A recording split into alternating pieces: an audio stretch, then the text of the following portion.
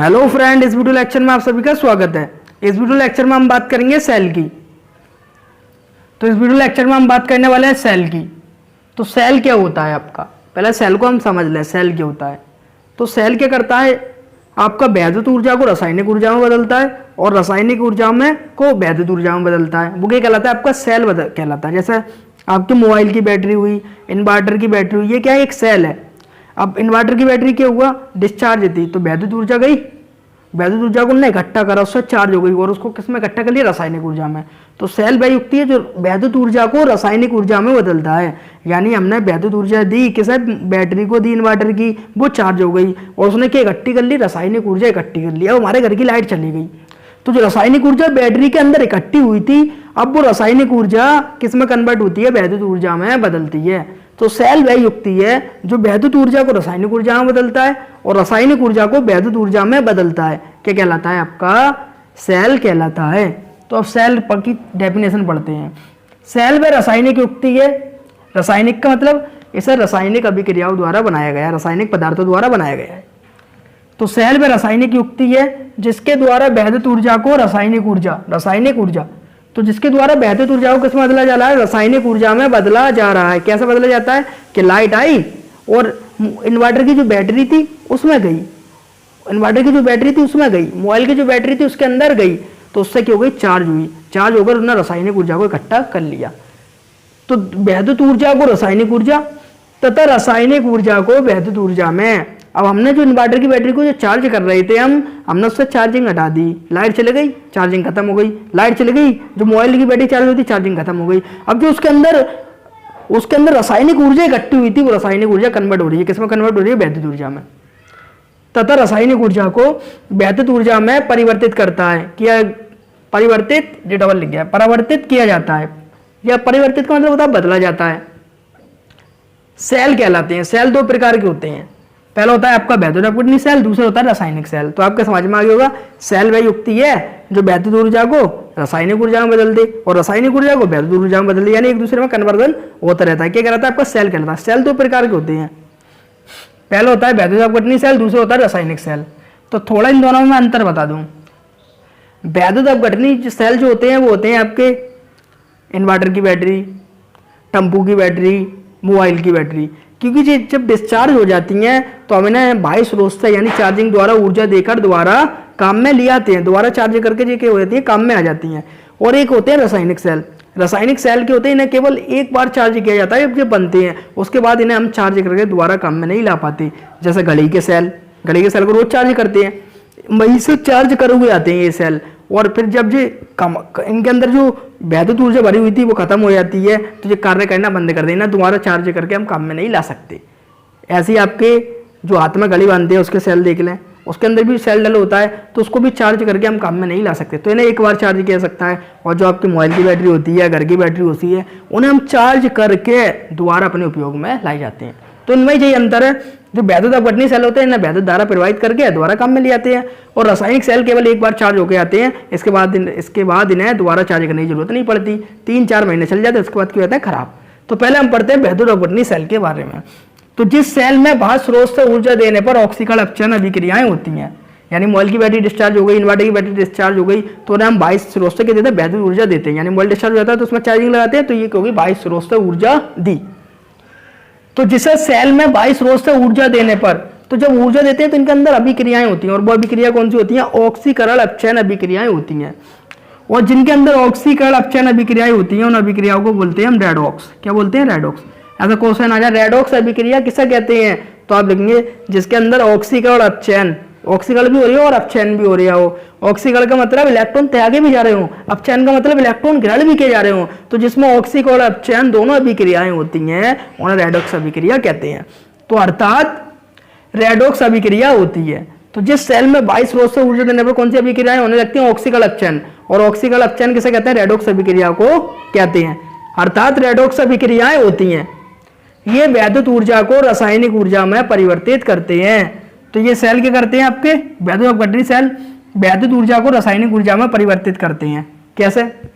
Mobile की battery discharge थी, mobile की बैटरी में हमने क्या लगा दी? चार्जिंग लगा दी। ये हमारा मोबाइल है, इसमें हमने चार्जिंग लगा दी, तो इसमें तो वैद्युत ऊर्जा जा रही है। जी क्या है? चार्जर। और ये चार्जर की क्या है, पिन।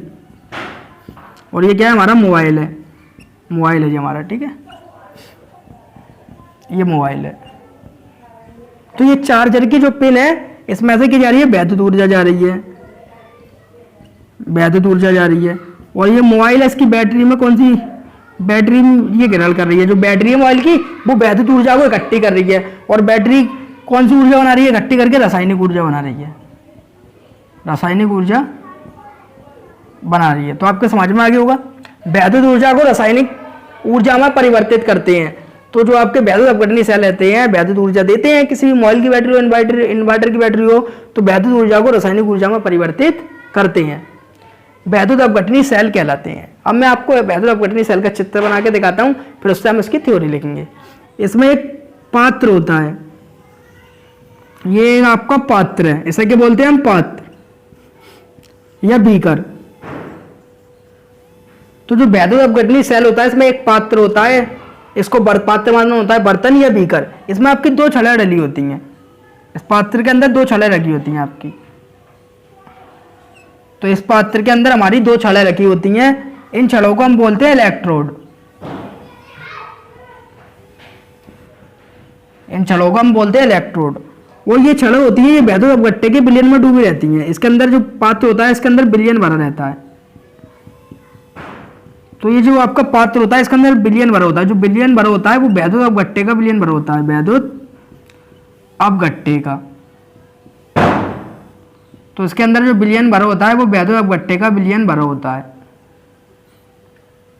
तो जो वैद्युत अपघटनी सेल होता है, ये चित्र किसको बना रहे हैं हम, वैद्युत अपघटनी सेल का, वैद्युत अपघटनी सेल।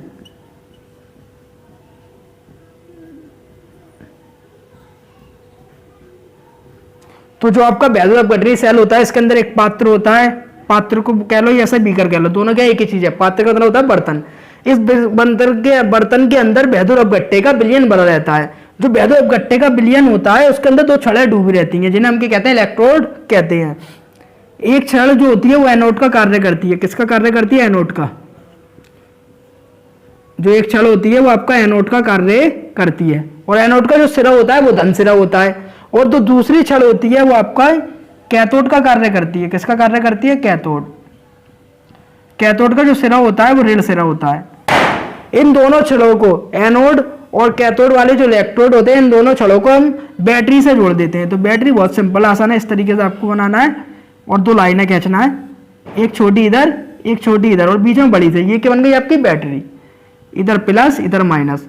तो इन दोनों छड़ों को हम किससे जोड़ देते हैं, बैटरी से जोड़ देते हैं। बैटरी से किस लिए जोड़ते हैं, वैद्युत धारा प्रवाहित करने के लिए। तो ये हो गया आपका चित्र, ये किसका चित्र है, वैद्युत अपघटनी सेल का। इसी को ही देखकर हमें थ्योरी लिखनी है। तो थ्योरी कैसे लिखेंगे आप, कुछ आगे कर दे कुछ पीछे कर दे, लेकिन बात पूरी लिखना है। तो सबसे पहले लिखेंगे वैद्युत अपघटनी सेल में एक पात्र होता है या बीकर होता है, एक पात्र होता है, एक बर्तन होता है जिसके अंदर दो छड़ें डूबी रहती हैं, जिसके अंदर वैद्युत अपघट्य का विलयन भरा होता है। किसका विलयन भरा होता है, वैद्युत अपघट्य का विलयन भरा होता है। इसके अंदर दो इलेक्ट्रोड डूबे रहते हैं, दो इलेक्ट्रोड डूबे रहते हैं। एक इलेक्ट्रोड जो होता है एनोड का कार्य करता है और जो दूसरा इलेक्ट्रोड होता है वो कैथोड का कार्य करता है। एनोड वाले इलेक्ट्रोड का जो सिरा होता है वो धन होता है, और जो कैथोड वाले का सिर होता है वो क्या होता है, माइनस होता है, यानी ऋणात्मक होता है, ये नेगेटिव होता है। जो आप चाहें वो लिख दें।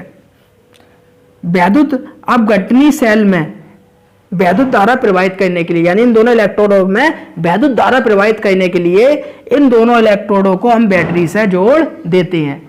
बैटरी से जो धारा की दिशा होती है वो आपको पता होना चाहिए, वो पॉजिटिव से माइनस की ओर होती है, यानी जो धारा बहती है वो एनोड से कैथोड की ओर बहती है। तो धारा एनोड से निकल के किधर चली जाती है, कैथोड में चली जाती है। तो आपको पता होना चाहिए धारा किधर से किधर की हो जाती है, एनोड से कैथोड की ओर जाती है। तो इसको देख के थ्योरी लिखना, एक और बार सुन लें।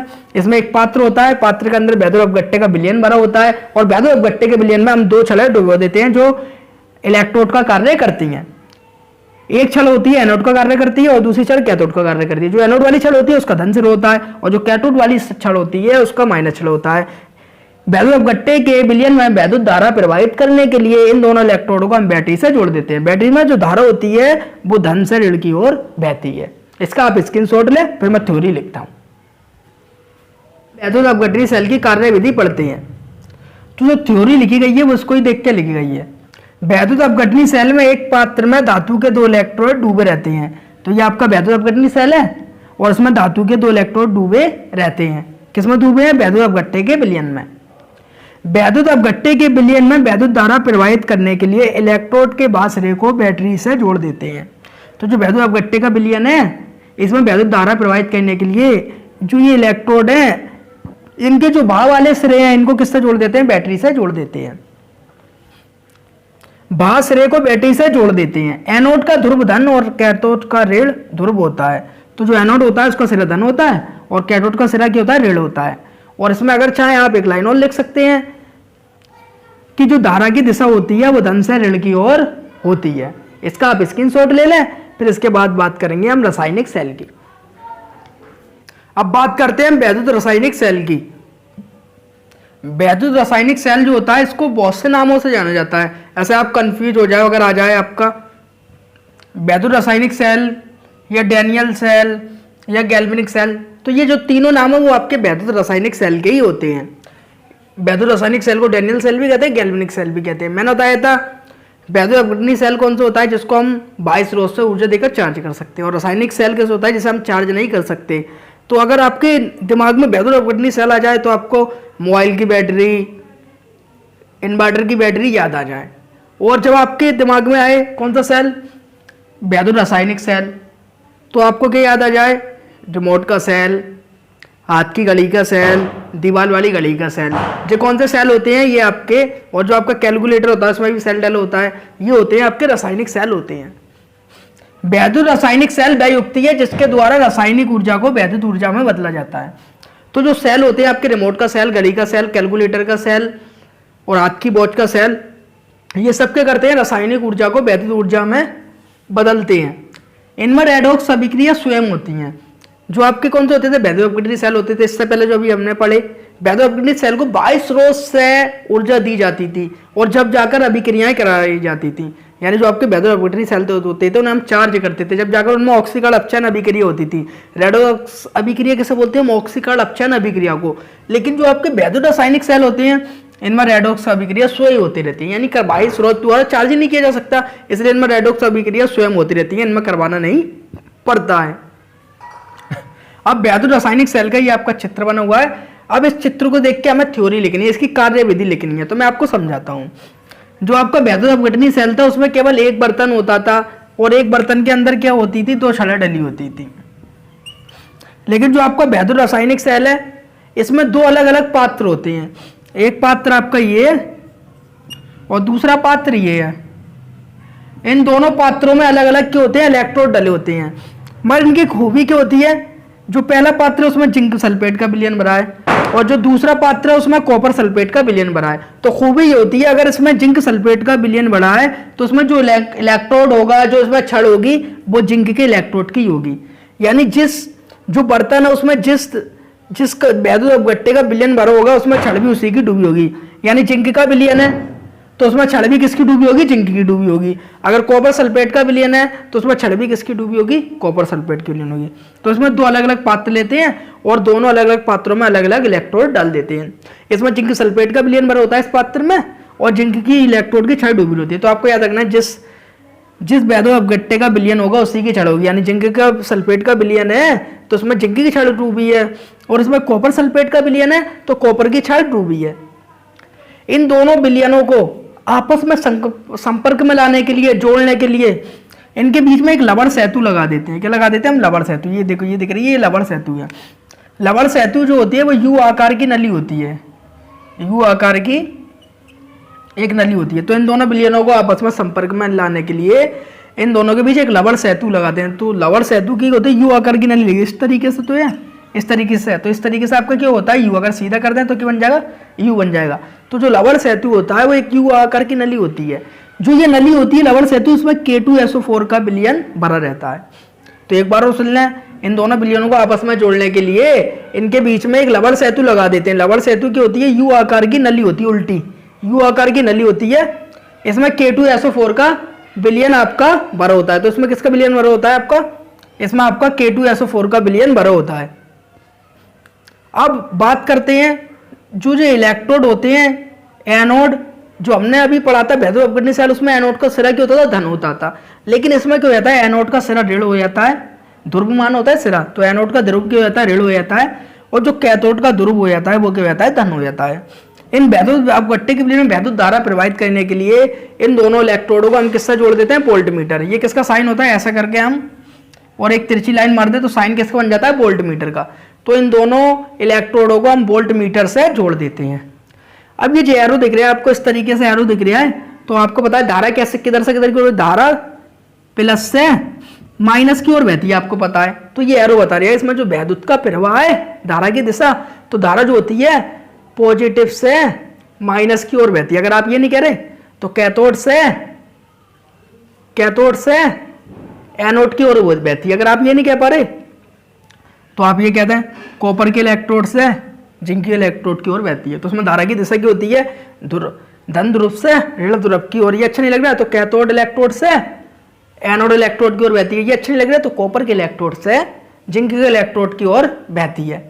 और जो इलेक्ट्रॉनों की प्रवाह होता है वो इसके विपरीत होता है, यानी जिस दिशा में धारा बह रही होती है, ये धारा बह रही है आपकी इस दिशा में, मान लिया आपने, तो जो इलेक्ट्रॉनों की दिशा होगी इसके विपरीत होगी। तो धारा की होती है धन से ऋण की ओर बहती है, और जो इलेक्ट्रॉन का प्रवाह होता है वो उसके विपरीत होता है। इलेक्ट्रॉन जो होते हैं ऋण ध्रुव से धन ध्रुव की ओर इलेक्ट्रॉनों का प्रवाह होता है। अब एक और बार समझाता हूँ, यानी इसकी कार्यविधि कैसे लेंगे। हमें इस चित्र को देख के, वैद्युत रासायनिक के चित्र को देख के इसकी कार्यविधि लिखनी है। तो इसमें आपके क्या होते हैं, दो पात्र होते हैं, और दोनों पात्रों में अलग अलग क्या होते हैं, आपके इलेक्ट्रोड डूबे रहते हैं। पहला जो पात्र होता है उसमें जिंक सल्फेट का विलयन भरा रहता है, और उसमें जिंक का इलेक्ट्रोड डूबा रहता है। जो हमें दिख रहा है वही थ्योरी में लिखना है बस। और जो कॉपर सल्फेट का विलयन होता है उसमें कॉपर का इलेक्ट्रोड डूबा रहता है। जो आपका जिंक का इलेक्ट्रोड होता है वो एनोड का कार्य करता है, और जो कॉपर का इलेक्ट्रोड होता है आपका वो ध्रुव, वो किसका कार्य करता है, कैथोड का कार्य करता है। तो एक और बार सुन लें, जिंक का इलेक्ट्रोड एनोड का कार्य करता है, कॉपर का इलेक्ट्रोड कैथोड का कार्य करता है। जिंक का जो ध्रुव होता है, यानी जो जिंक का इलेक्ट्रोड है उसे कहते हैं एनोड। एनोड का जो ध्रुव होता है, सिरा होता है, वो माइनस होता है, और जो कैथोड का ध्रुव होता है वो क्या होता है, धन होता है। इन दोनों इलेक्ट्रोडों में के जो विलयन है, ये जो वैद्युत अपघट्य के विलयन है, इसमें वैद्युत धारा प्रवाहित करने के लिए इन दोनों इलेक्ट्रोड के जो ऊपरी सिरे होते हैं इन्हें वोल्टमीटर से जोड़ देते हैं। इसमें जो धारा की दिशा होती है वो धन ध्रुव से ऋण ध्रुव की ओर होती है, और जो इलेक्ट्रॉनों की दिशा होती है वो ऋण ध्रुव से धन ध्रुव की ओर होती है। अगर ये अच्छा नहीं लग रहा तो आप ये लिख दें एनोड से कैथोड की ओर होती है। इसका आप स्क्रीनशॉट ले लें। मैंने तो वैसे आपको थ्योरी समझा दी है, 4 बार समझा दी है। अगर आप चाहें तो देख के लिख सकते हैं। ये नहीं है जैसे मैंने बताया थोड़ा आगे हो जाए थोड़ा पीछे हो जाए, लेकिन आपको पूरा इसी के बारे में लिखना है। जैसे कब मैंने कहा मेरे शरीर के बारे में लिख लिए, तो मैंने यहाँ से शुरू करा, मेरे सर पर बाल हैं। आप किसी ने लिखा पैर होते हैं, हाथ पैर, उसमें 5 उंगलियां होती हैं। तो कोई नीचे से लिखना शुरू करे, कोई ऊपर से लिखना शुरू करे, लेकिन लिखेगा तो पूरा इसी तरह आपको इसके बारे में लिखना है। तो कैसे भी लिख दें, लेकिन इसकी पूरे बात करें जो उसके अंदर इलेक्ट्रोड हैं, विलयन है, इन सब के बारे में लिखना है। लेकिन जो मैंने बताया इसी तरीके से आपको लिखना है। इसका आप स्क्रीनशॉट ले लें, फिर इसकी मैं थ्योरी लिखता हूं। अब इसकी हम कार्यविधि समझते हैं। तो इस सेल में 2 पात्र होते हैं। तो जो वैद्युत रासायनिक सेल होता है इसमें आपके 2 पात्र होते हैं, एक पात्र ये आपका और एक पात्र ये है। एक पात्र में कॉपर सल्फेट का विलयन भरा रहता है, तो एक पात्र में आपका ये कॉपर सल्फेट का विलयन भरा है। इस विलयन में कॉपर की छड़ डूबी रहती है, जो मैंने अभी आपको बताया था। यानी एक पात्र में कॉपर सल्फेट का विलयन डूबा होता है, जिसका विलयन होता है उसी की छड़ डूबी रहती है। तो उसमें कॉपर सल्फेट का विलयन भरा रहता है और कॉपर की छड़ ही डूबी रहती है। छड़ मतलब इलेक्ट्रोड डूबा रहता है। और दूसरे पात्र में क्या होता है आपका जिंक सल्फेट का विलयन भरा रहता है और जिंक का इलेक्ट्रोड डूबा रहता है, यानी जिंक की छड़ डूबी रहती है। दूसरे पात्र में जिंक सल्फेट का विलयन भरा रहता है और उसमें एक जिंक की छड़ डूबी रहती है, और दोनों विलयनों का संपर्क एक लवण सेतु से होता है। तो इन दोनों विलयनों का संपर्क किससे होता है, एक लवण सेतु से होता है। तो मैंने बताया देख के आप आसानी से लिख सकते हैं, लेकिन आपको और समझ में आ जाए तो मैंने थ्योरी लिख दी। तो इन दोनों विलयनों का संपर्क एक लवण सेतु से होता है। तो इन दोनों विलयनों का संपर्क एक लवण सेतु से होता है, जो यू आकार की नली होती है। जो क्या आकार, तो कौन से आकार की नली होती है, यू आकार। तो मैंने बताया था जो ये नली होती है ये कौन से आकार की होती है, यू आकार की नली होती है। और इसके अंदर किसका विलयन भरा होता है, इसके अंदर K2SO4 का विलयन भरा रहता है। इससे आगे भी आपको लिखना है, क्या लिखना है, जो कैथोड होता है उसका ध्रुव क्या होता है, धन होता है। जो एनोड होता है उसका ध्रुव क्या होता है, माइनस होता है। तो इतना आप लिख देंगे, कॉपी पेन लेके बैठा है तो लिख लें, मैं बोलते जा रहा हूँ आप लिखिए। जो कैथोड होता है उसका ध्रुव क्या होता है, धन होता है, और जो एनोड होता है उसका ध्रुव क्या होता है, माइनस होता है। और जो वैद्युत का प्रवाह होता है वो कैथोड से एनोड की ओर होता है, ध्रुव वाले धन से ध्रुव वाले ऋण की ओर होता है। तो आप लिखें, जो वैद्युत धारा का प्रवाह होता है वो कैथोड से एनोड की ओर होता है, और इलेक्ट्रॉन का प्रवाह एनोड से कैथोड की ओर होता है। तो जो आपका वैद्युत धारा किधर से बहती है, कैथोड से एनोड की ओर बहती है, यानी धन से ऋण की ओर बहती है। और जो इलेक्ट्रॉन का प्रवाह होता है वो एनोड से कैथोड की ओर होता है। इसका आप स्क्रीनशॉट ले लें और एक बार आपको चित्र बनाएं और देख के थ्योरी लिख के, जिससे कि हो ये आपको एकदम टॉपिक क्या होता है, अच्छा आपका ये टॉपिक हो जाए। इसका आप स्क्रीनशॉट ले लें। तो हमने दो सेलों का अध्ययन करा, इसमें वैद्युत अपघटनी सेल और रासायनिक सेल का। अब इन दोनों में अंतर और पढ़ लें, यानी वैद्युत अपघटनी सेल पढ़ा हमने, रासायनिक सेल पढ़ा, तो इन दोनों में अंतर क्या था उसके बारे में हम पढ़ेंगे। इसका आप स्क्रीनशॉट ले लें। बात करते हैं वैद्युत अपघटनी सेल और रासायनिक सेल में अंतर की। तो ये हमारे वैद्युत अपघटनी सेल के अंदर लिखे हैं और ये वैद्युत रासायनिक सेल। तो इधर हमारा वैद्युत अपघटनी सेल है, इधर वैद्युत रासायनिक सेल। अब इन दोनों में अंतर पढ़ेंगे जो भी हमने पढ़े हैं। पहले तो हमने वैद्युत अपघटनी सेल पढ़ा था और उसके बाद पढ़ा था वैद्युत रासायनिक सेल। अब इन दोनों में देखा अंतर क्या है, तो आपको याद रखना है। पहले तो जो वैद्युत अपघटनी सेल होते हैं वो कौन से होते हैं आपके, मोबाइल वाली की बैटरी, मोबाइल की बैटरी, इन्वर्टर की बैटरी, इन्वर्टर बैटरी, ये सब कौन से होते हैं आपके वैद्युत अपघटनी सेल। और वैद्युत रासायनिक सेल, घड़ी के सेल, रिमोट के सेल,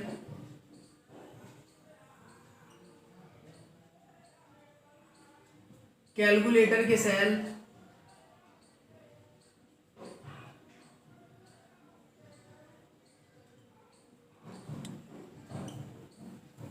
तो आपको वैद्युत अपघटनी सेल, वैद्युत रासायनिक सेल में अंतर लिखने में आसानी होगी जब आपको पता हो कौन सा सेल है। तो ये आपके इन्वर्टर के सेल और मोबाइल वाले सेल होते हैं, ये आपके घड़ी के सेल, रिमोट के सेल, कैलकुलेटर वाले सेल होते हैं। तो पहला पॉइंट, इसमें किसी बाह्य स्रोत से वैद्युत ऊर्जा देने में रासायनिक अभिक्रिया होती है। तो मोबाइल की बैटरी को हम चार्ज करते हैं चार्जर द्वारा, उसे हम क्या कहते हैं, बाह्य स्रोत से ऊर्जा देने पर। इसमें देखिए इनमें रासायनिक अभिक्रिया स्वयं होती है, यानी इसे हमें चार्ज नहीं करना पड़ता। रिमोट के सेल को, घड़ी के सेल को, कैलकुलेटर के सेल को हम चार्ज नहीं करते, इनमें रासायनिक अभिक्रिया स्वयं होती ही रहती है। दूसरा पॉइंट, इसमें वैद्युत ऊर्जा रासायनिक ऊर्जा में बदलती है। तो वैद्युत ऊर्जा इसमें क्या होती है, जो वैद्युत अपघटनी सेल होता है उसमें वैद्युत ऊर्जा को रासायनिक ऊर्जा में बदला जाता है। क्योंकि जो इन्वर्टर की बैटरी वगैरह डिस्चार्ज हो जाती है तो हम उसमें चार्ज करते हैं, किसके द्वारा, वैद्युत ऊर्जा देकर रासायनिक ऊर्जा में बदलते हैं। और आपकी जो मोबाइल की बैटरी होती है डिस्चार्ज हो जाती है तो हम उसे चार्जर द्वारा वैद्युत ऊर्जा देते हैं और वो किस में बदल जाती है, रासायनिक ऊर्जा में बदल जाती है। तो यही लिखा हुआ है, इसमें वैद्युत ऊर्जा रासायनिक ऊर्जा में बदलती है। इसमें रासायनिक ऊर्जा को वैद्युत ऊर्जा में बदला जाता है, क्योंकि घड़ी के सेल है, इन्हें हम चार्ज करते हैं, इनके अंदर रासायनिक ऊर्जा होती है जो किस में बदलती रहती है, वैद्युत ऊर्जा में। रिमोट के सेल होते हैं, इन्हें हम चार्ज करते हैं, इनके अंदर कौन सी ऊर्जा होती है, रासायनिक ऊर्जा होती है जो किस में बदलती रहती है, वैद्युत ऊर्जा में बदलती रहती है। इन्हें चार्ज किया जा सकता है, तो आपको ही पता है मोबाइल की बैटरी को चार्ज किया जा सकता है, इन्हें चार्ज नहीं किया जा सकता। तो इन्हें चार्ज किया जा सकता है, डिस्चार्ज हो जाए मोबाइल की बैटरी फिर चार्ज करो, इन्वर्टर की बैटरी डिस्चार्ज हो जाए फिर चार्ज करो। लेकिन घड़ी का सेल एक बार खराब हो जाए फिर दोबारा 5 रुपये का आपको नया लाना पड़ेगा। कौन सी कंपनी का, एवरीडे का। तो इन्हें चार्ज किया जा सकता है और इन्हें हम चार्ज नहीं कर सकते। इसमें एनोड का धन ध्रुव होता है। अभी आपने पढ़ा वैद्युत अपघटनी सेल का चित्र, तो उसमें देखोगे एनोड का क्या होता था, धन ध्रुव होता था। तो इसमें एनोड का धन ध्रुव होता है, और वैद्युत रासायनिक सेल में आपने देखा था इसमें कैथोड का धन ध्रुव होता था। इसमें क्या होता है, इसमें कैथोड का ऋण ध्रुव होता है, एक दूसरे का अपोजिट होते हैं। अगर इसमें एनोड का धन ध्रुव होता है लेकिन इसमें कैथोड का धन ध्रुव होता है, इसमें कैथोड का ऋण ध्रुव होता है और इसमें एनोड का ऋण ध्रुव होता है। अगर आप दोनों के चित्र देखेंगे तो आपको ये बात आसानी से समझ में आ जाएगी। इसमें एक पात्र में दोनों इलेक्ट्रोड डूबे रहते हैं, तो आपको पता है जो आपका वैद्युत अपघटनी सेल होता था इसमें एक ही बर्तन के अंदर दोनों छड़ें डूबी रहती थी। और जो आपका वैद्युत रासायनिक सेल था इसमें अलग अलग पात्र में दोनों इलेक्ट्रोड डूबे थे, यानी इसमें 2 पात्र थे, एक एक पात्र में अलग अलग इलेक्ट्रोड डूबे रहते थे। और इसमें लवण सेतु प्रयुक्त नहीं होता था, और इसमें लवण सेतु आपका प्रयुक्त होता। लवण सेतु क्या था, जो इन दोनों विलयनों को आपस में जोड़ता था, जैसे हम यू आकार की नली बोलते थे, और उसके अंदर K2SO4 का विलयन भरा रहता था। इसका आप स्क्रीनशॉट ले लें। उम्मीद है आपको वीडियो अच्छी लगी होगी। वीडियो अच्छी लगी हो तो वीडियो को लाइक करें और हमारे चैनल को सब्सक्राइब करें। और आपको जिस भी टॉपिक में दिक्कत हो, प्रॉब्लम हो, उसको कमेंट बॉक्स में लिख कर भेजें। ऐसी वीडियो मैं आपके लिए लाता रहता हूँ। Thank you watching the video.